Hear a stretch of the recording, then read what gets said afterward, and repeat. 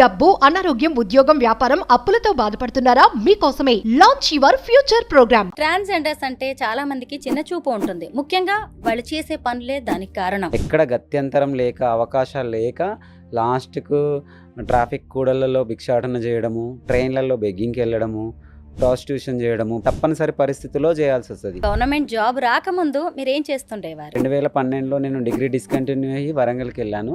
ఒక 5 years వరంగల్లో ఉండి ట్రాన్స్ఫర్మేషన్ అన్నీ కంప్లీట్ చేసుకొని కమ్యూనిటీలో ట్రైన్లో బెగ్గింగ్కి వెళ్ళి గురువులతో ఉండి అన్నీ కంప్లీట్ అయిన తర్వాత చిన్న ప్రాబ్లం వచ్చేసి ఊరు వెళ్ళిపోయాను. సంజీవ్ కుమార్ మళ్ళీ ఒక అమ్మాయిగా మారుతున్నాడు అంటే అమ్మా నాన్నలు ఏమన్నారు? చాలా బాధపడ్డారు. మెల్లమెల్లగా వాళ్ళు డైజెషన్ చేసుకొని నేను మంచిగా ఉంటాను కాబట్టి మామూలుగా వాళ్ళలో కలుపుకున్నాను. మహిళా శిశు సంక్షేమ శాఖ మంత్రి సీతక్క గారికి మీటింగ్ జరిగింది కదా, ఏం చెప్పారు సీతక్క గారు? హైడ్రాలో కానీ రాచకొండ, సైబరాబాద్, వరంగల్, నిజామాబాద్, కరీంనగర్ లాంటి ట్రాఫిక్ జోన్లలో కూడా ట్రాఫిక్ అసిస్టెంట్గా మేము తీసుకోవడానికి రెడీ అని సిపి సార్ చెప్పారు, సీతక్క గారు కూడా చెప్పారు. అంకిత రాజ్ అనే అమ్మాయి ఇష్యూ చాలా సెన్సేషన్ మారింది.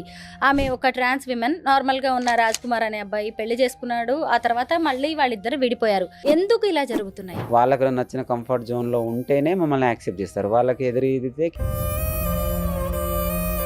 అందరికీ నమస్కారం, నేను Swaroopa Potlapalli. Welcome to Suman TV.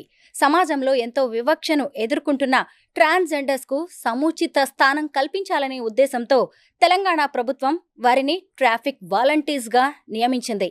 ఒకప్పుడు అవమానాలు ఎదుర్కొన్న చోటే ఇప్పుడు ఆత్మవిశ్వాసంతో పనిచేస్తూ ఉన్నారు. ప్రస్తుతం నాతో పాటు ట్రాన్స్ విమెన్ ట్రాఫిక్ వాలంటీర్గా పనిచేస్తున్న ప్రేమ ఉన్నారు. ఆమెతో మాట్లాడి ఈ రోజు తన జర్నీ గురించి అనేక విషయాలు తెలుసుకుందాం. ప్రేమ ఓ వైపు చదువుకుంటున్నారు, ఇంకొక వైపు హైదరాబాద్లో ట్రాఫిక్ వాలంటీర్గా పనిచేస్తున్నారు. తన సొంత ఊళ్ళోనే వ్యవసాయం కూడా చేసుకుంటూ ఓ రైతుగా మంచి పేరు తెచ్చుకుంటున్నారు. హాయ్ ప్రేమ, నమస్తే. నమస్తే madam, good afternoon. Good afternoon. ఎలా ఉన్నారు? బాగున్నాను మేడం. జాబ్ ఎలా ఉంది? చదువుకుంటూ ఉద్యోగం చేసుకుంటూ లైఫ్లో బిజీగా ఉన్నాను. చదువుకుంటూ ఉద్యోగం చేసుకుంటూ బిజీగా ఉన్నారు. జర్నీ మంచిగా అనిపిస్తుందా? ఒకప్పుడు ఒక రకమైన జీవితాన్ని చూసారు, ఇప్పుడు ఇంకొక రకమైన జీవితం. ఇది ఒక డిఫరెంట్ లైఫ్ లాగా అయిపోయింది. ఎందుకంటే గవర్నమెంట్ హ్యాండ్ ఓవర్లు ఉంటూ మేము వర్క్ చేయడము, మాకు అందరూ రెస్పెక్ట్ ఇవ్వడం వల్ల మాకు ఇంకా ధైర్యం ఎక్కువై ఇంకా చేయాలన్న ఇంట్రెస్ట్ ఎక్కువ వచ్చేసింది. ఇంకా బెటర్ లైఫ్ కావాలని కోరుకుంటున్నాను. డ్యూటీ టైమింగ్స్ ఎలా ఉంటాయి? మార్నింగ్ 7 to 2 వరకు ఉంటుంది. ఆఫ్టర్నూన్ ఫ్రీగా ఉంటాం కాబట్టి చదువుకుంటూ పర్సనల్ లైఫ్లో కొంచెం బిజీగా ఉంటాం. హైదరాబాద్ ట్రాఫిక్ ఓ రేంజ్లో ఉంటుంది. నార్మల్గా మేల్ పోలీసులే కొంచెం ఇబ్బంది పడుతూ ఉంటారు. అలాంటిది మీకు ఎలా అనిపిస్తుంది? మాది హైదరాబాద్ సిటీ పోలీస్లో మలక్పేట ట్రాఫిక్. మా ఎస్ఐలు, సిఐలు, మా కొలీగ్స్ అయిన మేల్స్, ఫీమేల్స్ అందరూ మాకు ట్రాన్స్జెండర్ అయినప్పటికీ డిస్క్రిమినేట్ చేయకుండా ఈక్వాలిటీ చూపెడుతూ మామూలుగా నార్మల్గా ఉంటారు. డ్యూటీ ఏంటంటే కొంచెం ఇబ్బంది అయినప్పటికీ చేస్తాం, ఎందుకంటే ఒక సర్వీస్ ఓరియంటెడ్ జాబ్ కాబట్టి చెయ్యాలి. ట్రాఫిక్ వాలంటీర్గా గవర్నమెంట్ జాబ్ రాకముందు మీరేం చేస్తుండేవారు? మామూలుగా 2012లో నేను డిగ్రీ డిస్కంటిన్యూ అయ్యి వరంగల్కి వెళ్ళాను. ఒక 5 years వరంగల్లో ఉండి ట్రాన్స్ఫర్మేషన్ అన్నీ కంప్లీట్ చేసుకొని కమ్యూనిటీలో ట్రైన్లో బెగ్గింగ్కి వెళ్ళి గురువులతో ఉండి అన్నీ కంప్లీట్ అయిన తర్వాత చిన్న ప్రాబ్లం వచ్చేసి ఊరు వెళ్ళిపోయాను. 2015 నుంచి బిఫోర్ జాబ్ వరకు, జాబ్ జాయినింగ్ వరకు ఇంటికాడ ఉండి వ్యవసాయం చేసుకున్నాను. పేరెంట్స్తో ఉండి ఊర్లో ఒక మధ్యతరగతి ఆడపిల్లలాగా ఉండి వ్యవసాయం చేసుకున్నాను.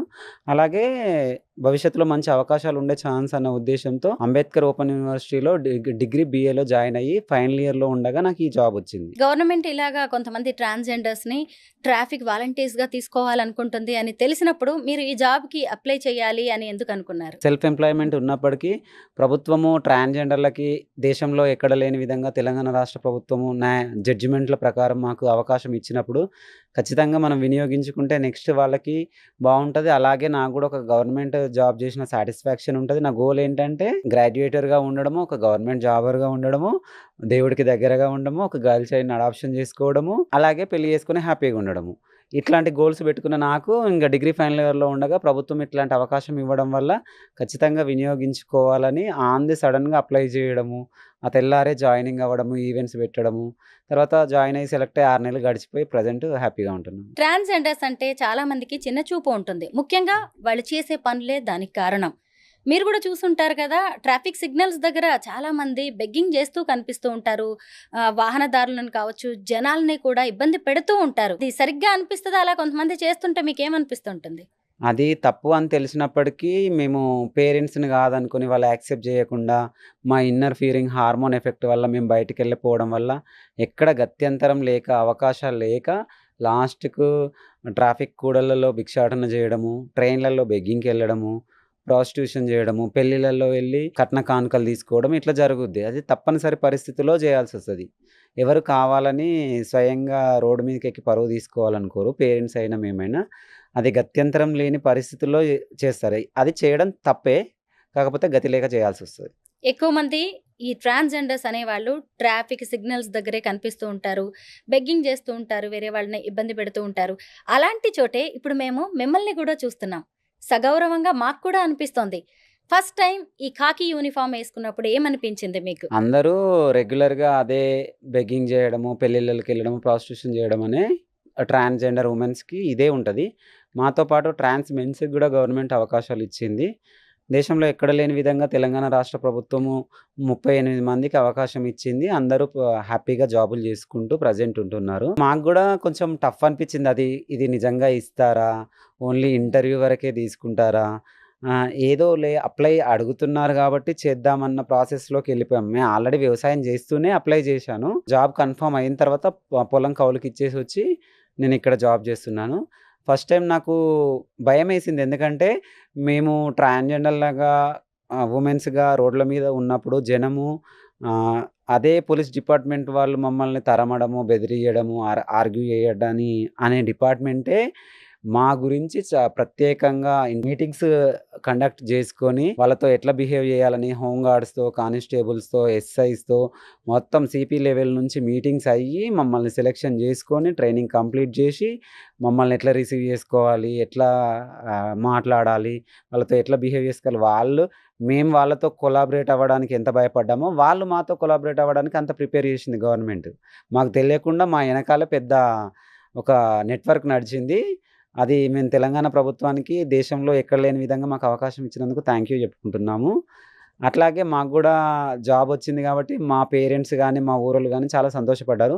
ఫస్ట్ టైమ్ యూనిఫార్మ్ యేసుకొని మేమెళ్తుంటే మాకొక బాడీలో ఒక వైబ్రేషన్ ఒచ్చింది.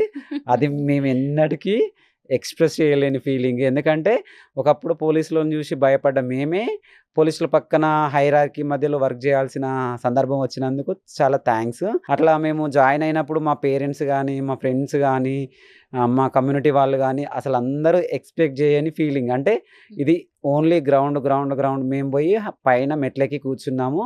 మా ప్రెజెంటేషనే కంటిన్యూగా ఉంది. రీసెంట్‌గా ప్రభుత్వము మమ్మల్ని కంటిన్యూ జేస్తూ హోంగార్డ్‌లలానే ట్రీట్ చేస్తూ ట్రాఫిక్ అసిస్టెంట్‌లా ఉంచుకొని సేమ్ హోంగార్డ్‌లలానే ప్రియారిటీ ఇయ్యాలని సార్ చెప్పినారు. అట్లాంటి రెస్పెక్టబుల్లే, అట్లాంటి సాలరీస్, అట్లాంటి కండిషన్సే మీకు వర్తిస్తాయి. మీరు బాధపడాల్సిన అవసరం లేదు. మీరు ఇట్లనే కంటిన్యూ చేస్తే ఫ్యూచర్‌లో పర్మనెంట్ చేసే ఛాన్సెస్ ఉంటాయి. మీరు కంటిన్యూ చేసుకుంటూ పోండి. వేరే వాళ్ళకి కూడా అవకాశాలొస్తాయని చెప్పారు సార్. ఈ మధ్య ట్రాఫిక్ వాలంటీర్స్‌గా జాయిన్ అయిన మీ ట్రాన్స్‌జెండర్స్‌తో మహిళా శిశు సంక్షేమ శాఖ మంత్రి సీతక్క గారికి మీటింగ్ జరిగింది కదా! ఏం చెప్పారు సీతక్క గారు? తెలంగాణ ప్రభుత్వము మీకు మంచి అవకాశాలిస్తుంది.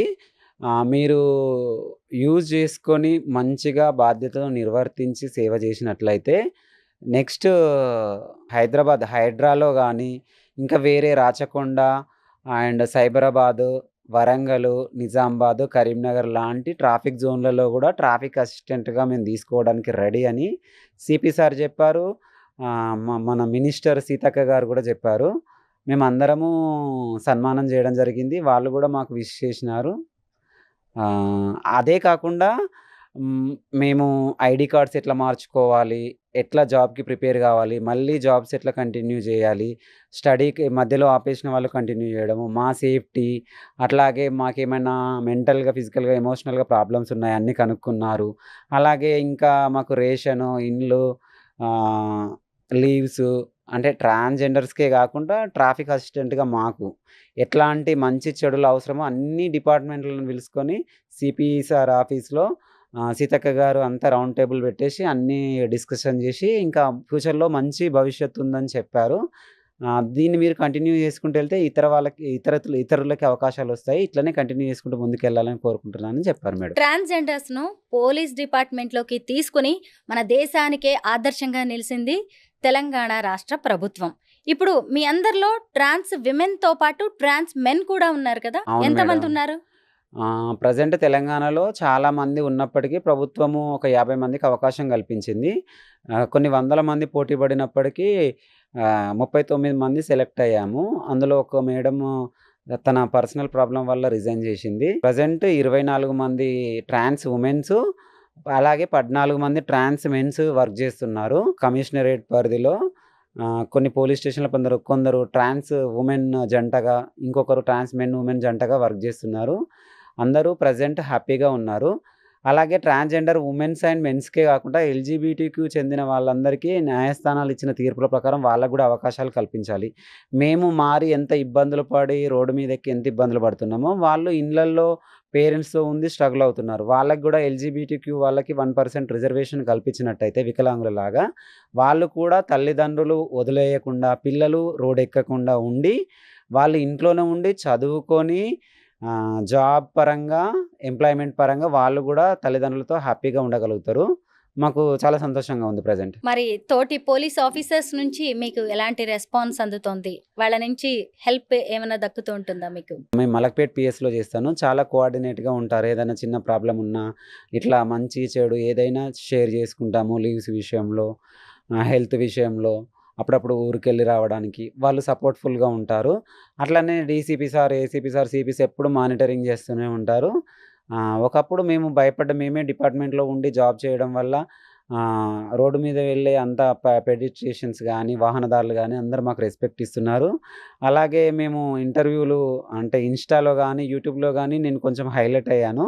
దానివల్ల అందరూ తెలిసిన వాళ్ళు, తెలియని వాళ్ళు అందరూ రోడ్డు వెంట వెళ్తుంటే గుర్తుపడతారు. అట్లనే రిలేటివ్స్ నుంచి గానీ, ఫ్యామిలీ నుంచి గానీ, ఊరి వాళ్ళ నుంచి గానీ, కమ్యూనిటీ నుంచి గానీ చాలా మంచి రెస్పెక్ట్ దొరికింది ఈ జాబ్ రావడం వల్ల. ప్రేమ సాలరీ ఎంతొస్తోంది? ఎలా ఖర్చు పెడుతున్నారు? అది చెప్పాలా? సీక్రెటా? వద్దులేండి, మొన్న చెప్పినాం కదా! అంతేనంటారా? అంతే. మీ జీతం చెప్పుకోవాలి అనిపిస్తే చెప్పండి. ఎందుకంటే నలుగురికి అది గూడా హ్యాపీగా అనిపిస్తది. ఇన్‌స్పిరేషన్ కదా! ప్రస్తుతం తెలంగాణ రాష్ట్ర ప్రభుత్వము హోంగార్డ్‌లకి ఇచ్చినట్టే 28,000 సాలరీ ఇస్తుంది. మాది రీసెంట్‌గా 6 మంత్స్ ట్రైనింగ్ పీరియడ్ కంప్లీట్ అయిపోయింది కాబట్టి దాన్ని ఎక్స్‌టెండ్ చేస్తూ హోంగార్డ్‌లాగా ట్రీట్ చేయడానికి 60,000 లైఫ్ లాంగ్ చేయడానికి, పొల్యూషన్ అలవెన్సెస్ ఇవ్వడానికి, అలాగే హెల్త్ బెనిఫిట్స్ గానీ, అవన్నీ ఇవ్వడానికి డిపార్ట్మెంట్ అన్నీ మాకు అనుకూలంగా, ట్రాఫిక్ అసిస్టెంట్‌కి అనుకూలంగా ప్రభుత్వం గానీ, డిపార్ట్మెంట్ గానీ చెప్పినారు. దాని ప్రకారం కొన్ని రోజుల్లో 30,000 సాలరీ ప్లస్ పొల్యూషన్ అలవెన్సెస్ ఒక 10,000 కలుపుకొని 40,000 వచ్చే ఛాన్సెస్ ఉంటది. అట్లాగే వేరే వాళ్ళకి మేమే ఈ 38 మందే గాకుండా ట్రాన్స్ మెన్స్ అండ్ వుమెన్స్‌కి ఇంకో 200, 300 మందికి ట్రాఫిక్ అసిస్టెంట్లుగా మరియు హైడ్రాలో అండ్ మున్సిపాలిటీలో వచ్చే ఛాన్సెస్ ఉన్నాయి. అందరూ ప్రిపేర్ అవ్వండి. ప్రేమ మీరు ఒక అబ్బాయిగా పుట్టారు. అమ్మాయిగా మారారు. ఇప్పుడు ఏకంగా ప్రభుత్వంలోకే వచ్చారు. మీ లైఫ్ జర్నీ తెలుసుకోవాలనుంది. అసలు మీ పేరేంటి? ఎక్కడ పుట్టారు? తల్లిదండ్రులు పెట్టిన పేరు సంజీవ్ కుమార్. మాది పల్లెటూరు, జగిత్యాల జిల్లా, ఎండపల్లి మండలం, చెర్లపల్లి గ్రామము. మా అమ్మ, నాన్న జుంజిపల్లి హనుమాన్లు, జుంజిపల్లి లింగమ్మ. మా నాన్న రిటైర్డ్ సింగరేణి ఎంప్లాయీ. ఒకప్పుడు వ్యవసాయం చేసేది. ప్రభుత్వ స్కూళ్ళలో చదివాను చిన్నప్పుడు. జెడ్‌పీహెచ్‌ఎస్ స్కూల్ గుల్లకోటలో చదివాను. ఇంటరు గోదావరిఖనిలో చేశాను. డిగ్రీ జగిత్యాల ఎన్ఎస్‌వి డిగ్రీ కాలేజ్‌లో జాయిన్ అయ్యాను. డిగ్రీ సెకండ్ ఇయర్‌లో ఉండగా నేను ఒక మేల్ బాడీలో అరెస్ట్ అయిన ఫీమేల్ అని అనిపిచ్చేసి మా వరంగల్‌లో మా కమ్యూనిటీలో జాయిన్ అయింది. తర్వాత కంటిన్యూగా చేంజెస్ చేసుకొని వ్యవసాయం చేయడము. తర్వాత అవకాశం వల్ల ప్రభుత్వంలో ఈ స్థానంలో ఉన్నాను. నార్మల్‌గా ఇంట్లో ఒక కొడుకు ఉన్నాడు అనుకుంటారు. ఆ కొడుకు కూతురుగా మారుతున్నారంటే ముందుగా తల్లిదండ్రులే ఒప్పుకోలేరు. కుటుంబమే ఒప్పుకోదు. సంజీవ్ కుమార్ మళ్ళీ ఒక అమ్మాయిగా మారుతున్నాడు అంటే అమ్మా నాన్నలు ఏమన్నారు? నేను 2012లో 22 ఇయర్స్ ఉన్నప్పుడు చేంజ్ చేయడం జరిగింది. మేల్ టు ఫీమేల్ లాగా ట్రాన్స్‌జెండర్‌లాగా మారడం జరిగింది. అప్పుడు తల్లిదండ్రులకు తెలియదు. నేను చెప్పకుండా వచ్చేసి డిగ్రీ సెకండ్ ఇయర్‌లో ఉండగా చెప్పకుండా వచ్చి వరంగల్‌లో చేంజ్ అయిన తర్వాత 1 ఇయర్‌కెళ్తే చాలా బాధపడ్డారు. మెల్లమెల్లగా వాళ్ళు డైజెషన్ చేసుకొని నేను మంచిగా ఉంటాను కాబట్టి అట్లా ఏదో జరిగిపోయింది. మనోడు మనోడే గదా అన్నట్టుగా ఇంగ నాకు ఆడపిల్లలాగా రెస్పెక్ట్ ఇస్తూ మామూలుగా వాళ్ళలో కలుపుకున్నారు. నార్మల్‌గా పేరెంట్స్ ఒప్పుకోకపోవడం వల్ల ఇలాంటి ట్రాన్స్‌జెండర్స్ అందరూ ఎక్కడికో వెళ్ళిపోయి కుటుంబానికి దూరంగా బతుకుతూ ఉంటారు. ప్రాస్టిట్యూషన్ లాంటి రాంగ్ రూట్‌లోకి కూడా వెళ్తూ ఉంటారు. అలాంటిది మీరు మళ్ళీ సొంత ఊరికి వచ్చేసి అమ్మా నాన్నని మెప్పించి వ్యవసాయం చేసుకుంటూ సొంత ఊళ్ళోనే తలెత్తుకొని బతుకుతున్నారు. మరి ఊరి వాళ్ళు ఏమంటూ ఉంటారు? మీ గ్రామస్తుల రెస్పాన్స్ ఎలా ఉంటుంది? 50% యాక్సెప్టెన్స్ ఉండదు. ఎందుకంటే వాళ్ళ క్యాస్ట్ ప్రాబ్లమ్ గానీ, ఫైనాన్షియల్ ప్రాబ్లమ్ గానీ, రెస్పెక్ట్, సోషల్ ప్రాబ్లమ్ అని పేరుతో తల్లిదండ్రులు దూరం పెట్టడం, మేము వాళ్ళకి భయపడేలాకుంటూ ఉండడము. నేను ఒక అడుగు ముందుకేసి నా తల్లిదండ్రులే యాక్సెప్ట్ చేస్తారు, అర్థం చేసుకుంటారన్న ఉద్దేశ్యంతో ఎళ్ళడం జరిగింది. అలాగనే మెల్లమెల్లగా ఇంటి నుంచి వస్తుండడం, పోతుండడం వల్ల కొంచెం ఐడియా వచ్చేసి వాళ్ళు యాక్సెప్ట్ చేసి ప్రెజెంట్ జరుగుతున్న సిట్యుయేషన్ తెలుసు కాబట్టి యాక్సెప్ట్ చేయడం జరిగింది. వాళ్ళు ఒప్పుకున్నందుకు వాళ్ళ మర్యాదకు తగ్గట్టుగా నేను గూడా ఒక ఆడపిల్లలా ఉండి కమ్యూనిటీలో ఉండి బ్యాలెన్స్ చేస్తూనే ఇంటికెళ్ళొచ్చేది.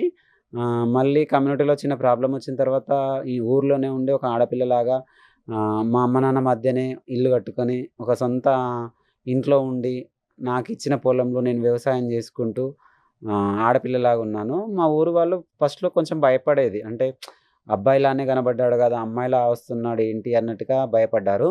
తర్వాత రోజులు గడిచిన కొద్దీ వాళ్ళు గూడా నా మనస్తత్వాన్ని, నా పద్ధతిని జూసి వాళ్ళు యాక్సెప్ట్ జేయడము. నేను అందరూ ట్రాన్స్‌జెండర్‌లలాగానే ఉండకుండా నేను ఒక ఆడపిల్లలాగా ఉండి పనులు జేసుకోవడం వల్ల నాకు మంచి మంచిగా మాట్లాడుతూ, రెస్పెక్ట్ ఇస్తూ వాళ్ళెంత నాకు ప్రియారిటీ ఇస్తారో నేను గూడా వాళ్ళకంత రెస్పెక్ట్ ఇచ్చుకుంటూ కోఆర్డినేషన్‌గా ఉండేది. మరి మీ ఫ్రెండ్స్ సంగతేంటి? ఒకప్పుడు 'సంజీవ్ కుమార్‌గా' ఉన్నప్పుడు అందరూ బాయ్స్‌తో తిరిగేవాళ్ళు గదా! ఫ్రెండ్స్ గూడా అబ్బాయిలే ఉంటారు. మరి ఇప్పుడు ఒకేసారి అమ్మాయిగా వచ్చారు. మరి ఇప్పుడు అమ్మాయిలతో ఫ్రెండ్‌షిప్ జేస్తున్నారా? నాకు ఫ్రెండ్స్ అందరున్నారు. అబ్బాయిలుంటారు, అమ్మాయిలుంటారు. కాకపోతే ఏందంటే హ్మ్, స్కూలింగ్‌లోనూ పెరిగే ఏజ్‌లోనూ ఉన్నప్పుడు అబ్బాయిలు కొంచెం ఎందుకంటే గే ఫీలింగ్స్ ఉంటాయి కాబట్టి రెస్పెక్ట్ ఇవ్వకుండా కొంచెం అవాయిడ్ జేస్తారు. మేము ఆడపిల్లలతో మాట్లాడడం, ఇంట్లో వాళ్ళతో హ్యాపీగా ఉండడం, ఆడపిల్లలతో ఉండడం వల్ల వాళ్ళు పక్కన పెట్టేసేది. మేము గూడా నాకు గూడా ఇంత చేంజెస్ అయిన తర్వాత గూడా ఎవ్వరు మాట్లాడకపోయేది. రీసెంట్‌గా జాబ్ వచ్చిన తర్వాత అందరూ గ్రూప్‌లో యాడ్ చేసుకొని నార్మల్‌గా మంచిగా మాట్లాడుతూ ఏదో జరిగింది ఏదో జరిగిపోయింది. ప్రెజెంట్ అయితే నీ లైఫ్ హ్యాపీగా ఉంది గదా! అన్నట్టుగా ఇప్పుడు ఆడపిల్లలు గాని, తెలివనోళ్ళు, తెలిసినోళ్ళు అందరూ మాట్లాడుతున్నారు. ఫ్రెండ్స్ గాని, రిలేటివ్స్ గాని అందరూ మాట్లాడుతున్నారు. ప్రేమ పెళ్లి కూతురు ఎప్పుడవుతుంది? లవ్ ప్రపోజల్స్ ఏమైనా వస్తూ ఉంటాయా? పెళ్లి చేసుకునే ఉద్దేశం ఉందా? ఆల్రెడీ ప్రెజెంట్ ఒక అబ్బాయితో లివింగ్‌లో ఉన్నాను. ఓహ్! ఇంకో 2 ఇయర్స్‌లో పెళ్లి చేసుకునే ఛాన్సెస్ ఉంది. హ్మ్. దానికి గూడా మా పేరెంట్స్ ఒప్పుకునే ఛాన్సెస్ లేవు. కానీ ఒప్పియడానికి ఈ 2 ఇయర్స్‌లో ట్రై చేస్తాను. ఆల్రెడీ నేను డిగ్రీ ఫైనల్ ఇయర్ చేస్తున్నాను. ఎస్ఐ జాబ్స్ గాని, సివిల్స్ గాని ప్రిపేర్ అవుతున్నాను. ఏదైనా ఇంకా మరింత ప్రభుత్వ ఉన్నత ఉద్యోగం సాధించి పీజీ కంప్లీట్ చేసుకొని వెల్ సెటిల్డ్ అమ్మాయిలాగా మంచి అబ్బాయిని పెళ్లి చేసుకోవడానికి రెడీగా ఉన్నాను. ప్రస్తుతం లివింగ్‌లో ఉన్నాను. ప్రస్తుతం లివ్-ఇన్‌లో ఉన్నారు. Very nice. Thank you. ఇంకొకటి ఏంటి అంటే చాలామంది ట్రాన్స్ విమెన్ మోసపోతున్నారు. ప్రేమ పేరుతో, పెళ్లి పేరుతో కొందరు దగ్గరై వాళ్ళని మోసం చేస్తూ ఉన్నారు. ఈ మధ్య కాలంలో అంకితా రాజ్ అనే అమ్మాయి ఇష్యూ చాలా సెన్సేషన్ మారింది. ఆమె ఒక ట్రాన్స్ విమెన్. నార్మల్‌గా ఉన్న రాజ్ కుమార్ అనే అబ్బాయి పెళ్లి చేసుకున్నాడు. ఆ తర్వాత మళ్ళీ వాళ్ళిద్దరూ విడిపోయారు. ఇలాంటి కథలు మీ చుట్టూ చాలా జరుగుతూ ఉంటాయి. ఎందుకు ఇలా జరుగుతున్నాయి? అందరూ ట్రాన్స్‌జెండర్ వుమెన్స్‌లో జీవితంలో జరిగే కామన్ ఇది. ఒక అబ్బాయిలాగా ఇంట్లోంచి వెళ్ళిపోవడం, పేరెంట్స్‌ని వదలడము, కమ్యూనిటీ వాళ్ళకి దగ్గరుండడము, హార్మోన్స్ వాడుతూ సర్జరీలు చేయించుకుంటూ ఆడపిల్లలాగా మారిపోవడము. తర్వాత మాకు ప్రేమ, కేరింగ్ దొరికేసరికి ఒక అబ్బాయిలని నమ్మడము. వాళ్ళు ఫస్ట్ ప్రేమ అనుకుంటూ శారీరకంగా, మానసికంగా, ఆర్థికంగా వాడుకుంటూ వాళ్ళకి నచ్చిన కంఫర్ట్ జోన్‌లో ఉంటేనే మమ్మల్ని యాక్సెప్ట్ చేస్తారు. వాళ్ళకి ఎదురీదితే కేసులు పెట్టాలి, పోలీస్ స్టేషన్ మెట్లెక్కాలి, గొడవలు చేయాలి, ఇంటర్వ్యూలు ఇవ్వాలి, సూసైడ్‌లు చేసుకొని చచ్చిపోవాలి. అందరు ట్రాన్స్‌జెండర్‌ల జీవితంలో ఉండే రొటీన్ ఇది. కాకపోతే ఒక్కొక్కరిది ఒకలా ఉంటుంది. వాళ్ళు గూడా వాళ్ళ అవసరం ఉన్నంత వరకు వాడుకోవడం వదిలేయడము. మేము గూడా పేరెంట్స్‌ని వదలడము. ఒకరుంటారు లైఫ్ లాంగ్ అన్న ఉద్దేశంతో వాళ్ళతో బాగున్నప్పటికీ, వాళ్ళ అవసరం ఉన్నంత సేపు బాగుండి, వాళ్ళ అవసరం తీరాక వదిలేస్తారు. నన్ను గూడా ఒక అబ్బాయి మోసం చేశాడు. నేను ఎంతవరకు పోరాడాలో అంతవరకు పోరాడి, ఏం చేయాలో అది చేసి నేనిప్పుడు ప్రెజెంట్ వ్యవసాయం చేసుకుంటూ, జాబ్ చేసుకుంటూ ప్రెజెంట్ 90% హ్యాపీగా ఉంటున్నాను. కొత్తగా ట్రాన్స్‌జెండర్స్‌గా మారాలనుకునే అమ్మాయిలకు గాని, అబ్బాయిలకు గాని ఏం చెప్తారు మీరు? ఇప్పుడు కొత్తగా మారాలనుకున్న వాళ్ళు ఉంటే పేరెంట్స్‌ని యాక్సెప్ట్ చేయించి, ఫ్యామిలీని ఒప్పించి, ఇంట్లోనే ఉండి, హార్మోన్స్ వాడి, ఇష్టం ఉంటే అమ్మాయిలా మారడం, లేకుంటే అట్లనే అబ్బాయిలాగా ప్రొలాంగ్ చేసుకొని, మంచిగా చదువు కంటిన్యూ చేసుకొని, ఇష్టమైతే సర్జరీలు చేయించుకొని ఇంట్లోనే హ్యాపీగా ఉండండి. రాబోయే రోజుల్లో ప్రభుత్వాలు ట్రాన్స్‌జెండర్‌లకి, ఎల్‌జీబీటీస్‌కి మంచి రిజర్వేషన్ ఇచ్చి ఉన్నత స్థానాలు అధిరోహించడానికి అవకాశాలు ఇస్తున్నారు. దానికి బెస్ట్ ఎగ్జాంపుల్స్ మేమే. మీరు బయటికి రాకుండా, ఇబ్బంది పడకుండా, తల్లిదండ్రులకి ఇబ్బంది పెట్టకుండా, వాళ్ళనే ఒప్పించి, అక్కడే పోరాడి, రోడెక్కి గెలిచే బదులు ఇంట్లోనే గెలిచి, అక్కడే నిరూపించుకొని, మంచి ఉన్నత స్థానంలో ఉండాలని కోరుకుంటున్నాను. అలాంటి వారికి తల్లిదండ్రులు ఎలా సపోర్ట్‌గా ఉండాలి? పేరెంట్స్‌కి మీరేం చెప్తారు? తల్లిదండ్రులు అంటే మేము అబ్బాయిలా పుట్టినప్పటికీ, అమ్మాయిలు అమ్మాయిలా పుట్టినప్పటికీ, ఆ ఎల్‌జీబీటీక్యూలో lesbians, gays, transgenders, bisexuals, queers అందరూ ఉన్నారు. ఎవరు ఏమైనప్పటికీ వాళ్ళ ఫీలింగ్స్‌ని రెస్పెక్ట్ ఇచ్చి, ఫ్యూచర్‌లో వాళ్ళని అర్థం చేసుకొని ఒప్పియాలి తప్ప, మమ్మల్ని బలవంత పెడితే మీరు ఇబ్బంది పడుతూ, మేము ఇబ్బంది పెడతాము. మేము రోడెక్కి సమాజాన్ని ఇబ్బంది పెట్టాల్సిన పరిస్థితొస్తది. ఇది గాకుండా ఉండాలంటే తల్లిదండ్రులకి ప్రభుత్వం కొంచెం గైడెన్స్ ఇవ్వాలి. అట్లనే తల్లిదండ్రులు గూడా ఇట్లా సమాజంలో సరౌండింగ్స్‌లో ఇట్లా జరుగుతుందని తెలుసుకొని, వాళ్ళ మెంటాలిటీస్, వాళ్ళ ఫ్యూచర్స్, వాళ్ళ గోల్స్ అన్నీ అర్థం చేసుకొని, మెల్లిమెల్లిగా డైజెషన్ చేసుకొని, మన పిల్లలు మన దగ్గరే ఉంచుకొని, వాళ్ళకి మంచి భవిష్యత్తు ఇవ్వాలి. మనమే భారంగా భావిస్తే రోడ్డెక్కి సమాజానికి భారం అయితారని భావించి, ఇంట్లోనే ఉంచుకోవాలని ప్రతి తల్లిదండ్రులని కోరుకుంటున్నాను. మీరు ట్రాఫిక్‌లో డ్యూటీ చేస్తున్నప్పుడు ఎవరైనా కామెంట్స్ చేయడం, టీజ్ చేయడం లాంటివి జరుగుతుంటాయా? 90% ఎవ్వరు కామెంట్ జెయ్యరు. సిటీలో అందరూ చదువుకున్న వాళ్ళు, వెల్ ఎడ్యుకేటర్స్, ఎంప్లాయీసే వస్తారు గాబట్టి, అందరూ రెస్పెక్టబుల్‌గా నమస్తే మేడం అనుకుంటూ, రెస్పెక్ట్ ఇచ్చుకుంటూనే ఎళ్తారు. ఎవరో కొంచెం చీటర్సు, రౌడీలు అట్లా చిల్లర చిల్లర కామెంట్ జేసుకుంటూ ఎళ్తారు. మేము అవి పట్టించుకోము. ఎందుకంటే మా పని మేము జేసుకున్నామా, మా లైఫ్‌లో మేము హ్యాపీగా ఉన్నాము. ఏదైనా ప్రాబ్లమ్ వచ్చినప్పుడు మేము హైయర్ అఫీషియల్‌కి చెప్పుకుంటాం. ఫైనల్‌గా మీ లైఫ్ గోల్ ఏంటి ప్రేమ? ఫ్యూచర్‌లో మరింత చదువుకుంటూ ఉన్నత ఉద్యోగం సంపాదించి, మరింత ఉన్నత స్థానంలో ఉండడానికి నా వంతుగా నేను ప్రయత్నిస్తాను. ఒక ట్రాన్స్ విమెన్‌ని ఇలా ఖాకీ డ్రెస్‌లో ఎంతో సెల్ఫ్ రెస్పెక్ట్‌తో చూడడం అనేది చాలా బాగా అనిపిస్తోంది. All the best Prema. Thank you madam.